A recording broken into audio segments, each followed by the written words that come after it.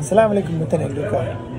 Assalamu alaikum mutanen duka. Gani da baturen Hausa mun zo mu yi muku wani sabon video bisa rayuwar mu kadan mu wada muku histoire mu kadan saboda yayi deuxième passé da na samu cancer du sein. Sai mois passé mun samu wani labari da bai da kyau.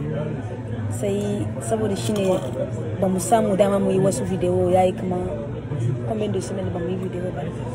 yayi kusa da su yanzu. To da Sale ta samu cancer. Da Islam ta samu cancer na nono. Yayi dozan haka. Sai tun haka ana yi mata radio check 3 mois. Adiba hala cancer bai zakwa, hala tumor bai nan zakwa. Ko yana nan girma. Sai un mois passé, ko 2 mois passé, un mois passé, an yi mata radio an ce akwai wani abu cikin nonon gosh. Sai sun ce akwai wani abu amma ba san menene ba. Sun ce ya kamata a yi wani babban radio a diba eclair hala wani abu ne. Sai sun yi haka sun ce akwai wani abu amma ba san menene ba. Sun ce ya kamata a yi biopsy. Biopsy shine wani test da ana yi musu da ana yanke wasu fata wurin da ba san menene ba, wurin da yana kama da bull ko tumor ko kiss ne. Sai ana yanke wasu fata sai ana kai shi wurin da ana diba hala bai da cuta bai da cancer ciki.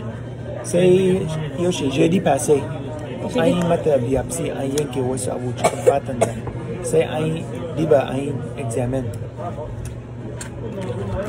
Da an yi examen sai après mun jira da yawa saboda mu duka mun yi decision abun da muna yi saboda kasan iyan mutum bai da lafiya ya kamata ya yi decision kayan a baka resulta. Kenan mun yi duka decision menene muna yi in haka ne menene ba mu yi kenan mun doki decision mu sai yau da mun samu resulta. Tun jeudi ne mun jira 4 jours ko 5 jours amma lokaci da yana wucewa yana kama da 2 mois. Yeah, this way please. Thank you.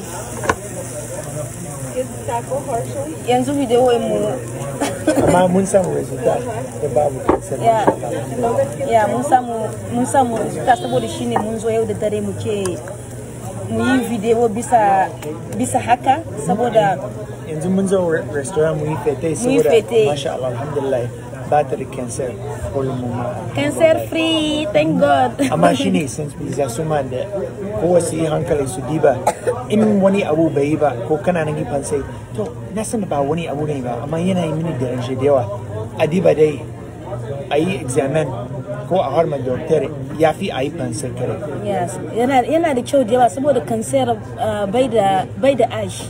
Cancer bai da ash bai da menene ana cewa kowa suna iya samun cancer ba cuta na wani mutum guda ne ba, cancer na kowa da kowa ne. Kenan kowa su yi hankali in